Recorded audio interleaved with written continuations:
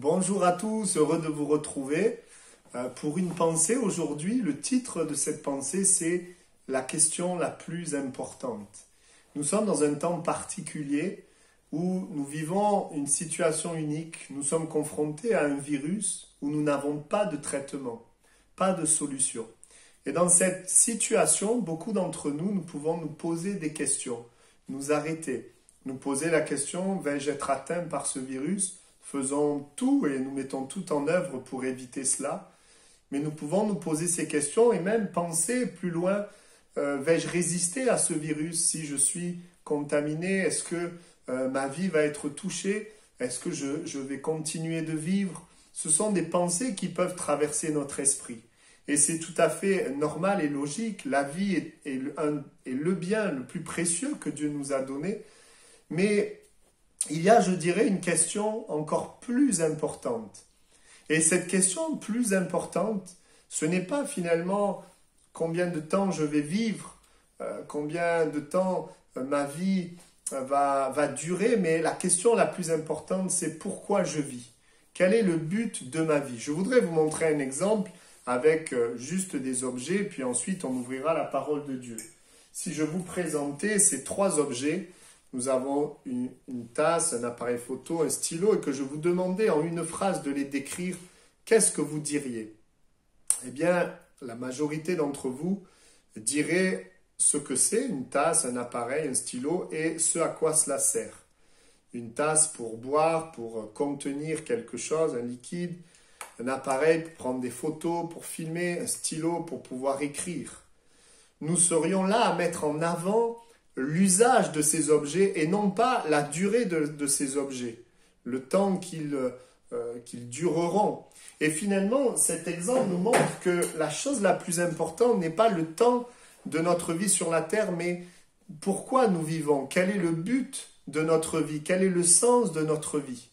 Parce que la parole de Dieu nous montre au travers de Moïse dans le psaume 90 que oui, la question du temps de notre vie est importante et Dieu dira que pour Dieu, Moïse dira que pour Dieu, un jour est comme 1000 ans et que le temps passe très vite. Il dira que, on peut le lire ensemble, voilà, au verset 10, le nombre de nos années s'élève à 70 ans et si nous sommes vigoureux, à 80 ans. Voyons que le temps de notre vie est important. Mais Moïse va aller plus loin et au verset 12, il va dire ceci, « Enseigne-nous ainsi à compter nos jours afin que nous conduisions notre cœur avec sagesse. » Moïse met en avant que finalement la chose la plus importante n'est pas la durée de notre vie, mais ce que nous faisons de notre vie. Que nous puissions finalement mener notre cœur avec sagesse, mener notre vie, diriger notre vie avec sagesse, de la meilleure manière. Et peut-être que ce temps que tu vis en ce moment, c'est un temps pour te poser les bonnes questions. Finalement, pourquoi nous vivons? Nous mangeons pour vivre, mais nous vivons pourquoi? Est-ce que nous vivons pour manger? La Bible dit que Dieu est notre créateur. Nous avons été créés à son image. Et que Dieu a donné un but, un sens à notre vie. Et ce but, ce sens, eh bien, c'est de vivre avec Dieu et pour Dieu. Et dans les versets qui suivent, eh bien, Moïse va décrire ce que c'est finalement que mener notre vie avec Dieu de la bonne manière. Il dira, en l'occurrence, dans le verset 14, c'est de pouvoir être rassasié chaque jour de sa bonté. Il dira aussi, dans le verset 16, que ton œuvre apparaisse à tes serviteurs. Dieu montre qu'il a un plan pour nous, pour les hommes. Et puis, il montrera au verset 17 que ta tendresse ou que ta grâce, que la tendresse de Dieu ou la grâce de Dieu soit sur nous. Il montrera que ce plan merveilleux, c'est un plan où nous vivons son amour, où nous vivons son plan.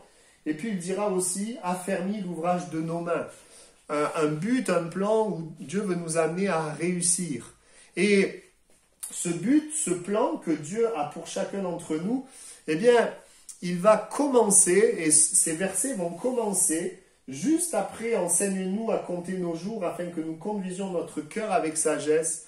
Il va être écrit « Reviens éternel, revient éternel.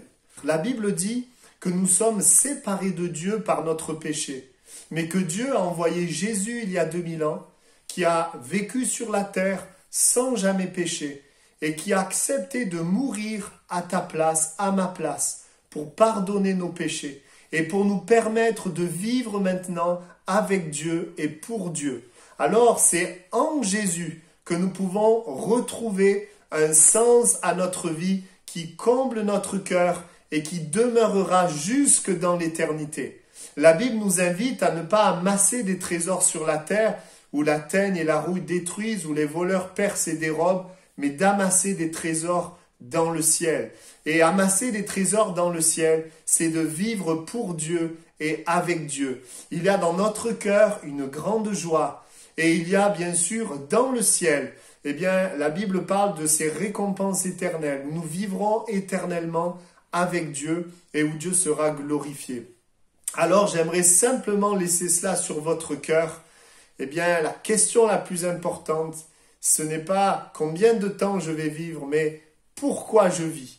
Et c'est ce temps difficile et l'occasion pour beaucoup d'entre nous, finalement, de réfléchir au sens de notre vie, à ce pourquoi nous voulons vivre. Nous sommes des êtres éternels. Nous avons été créés pour vivre éternellement et nous avons été créés pour Dieu.